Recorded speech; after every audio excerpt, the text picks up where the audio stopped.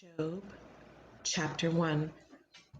There once was a man named Job who lived in the land of Uz. He was blameless, a man of complete integrity. He feared God and stayed away from evil. He had 7 sons and 3 daughters. He owned 7,000 sheep, 3,000 camels, 500 teams of oxen, and 500 female donkeys. He also had many servants. He was, in fact, the richest person in that entire area.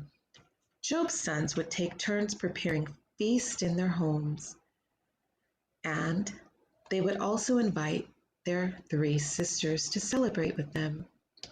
When these celebrations ended, sometimes after several days, Job would purify his children. He would get up early in the morning and offer a burnt offering for each of them. For Job said to himself, "Perhaps my children have sinned and have cursed God in their hearts." This was Job's regular practice. One day, the members of the heavenly court came to present themselves before the Lord, and the accuser, Satan, came with them. "Where have you come from?" the Lord asked Satan. Satan answered the Lord, "I've been patrolling the earth, watching everything that's going on."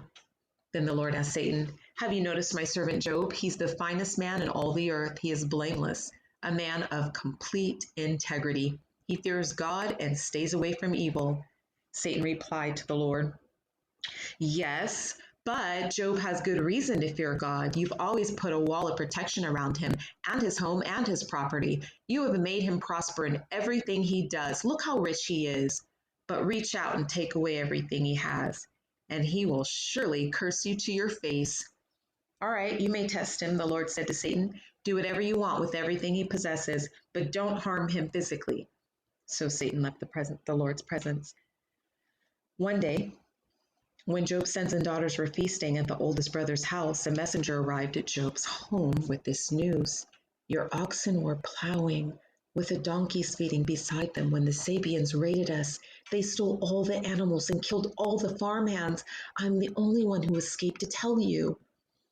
While he was still speaking, another messenger arrived with this news: "The fire of God has fallen from heaven and burned up your sheep and all the shepherds. I'm the only one who escaped to tell you." While he was still speaking, a third messenger arrived with this news: "3 bands of Chaldean raiders had stolen your camels and killed your servants. I am the only one who escaped to tell you." While he was still speaking, another messenger arrived with this news: "Your sons and your daughters were feasting in their oldest brother's home. Suddenly, a powerful wind swept in from the wilderness and hit the house on all sides. The house collapsed, and all your children are dead. I'm the only one who escaped to tell you." Job stood up and tore his robe in grief. Then he shaved his head and fell to the ground to worship. He said, "I came naked from my mother's womb, and I will be naked when I leave. The Lord gave me what I had, and the Lord has taken it away. Praise the name of the Lord."